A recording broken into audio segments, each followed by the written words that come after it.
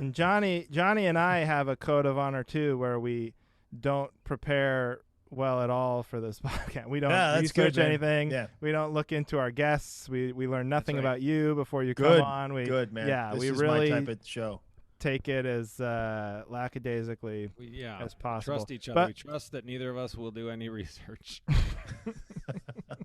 I cheat. The only thing I cheat on is spelling. Like if I know the answer and I just like I can't help myself but to make sure I've spelled it right. That's not honorable. Oh, I thought you were talking about our guest's name. Like the only research I do is the spelling of our guest's name. Greg Waren. What the hell? How do you spell Greg Waren? You know what? They spelled my driver's license wrong recently. Oh, really? How? Well, I mean, there's Double two G? ways. They shorted me an R. Waren. They made me Waren. Yeah.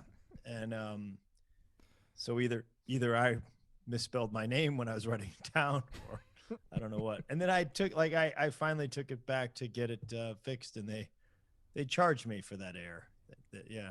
I had to pay. My God. Yeah. Did they does that cause problems? Like if you have a misspelled driver's license, does anyone care? Like if you go to the airport or whatever, do they say the something? Airport is the only one. That's how I found out. I think I was at the airport and I was like, hey, then they're like, you don't have a reservation. And I'm like, yes, I do. And then, yeah. So, no, really, I voted as Waren. You know what? In all honesty, I lived a much better life as Waren. I was, yeah. How long were you wearing?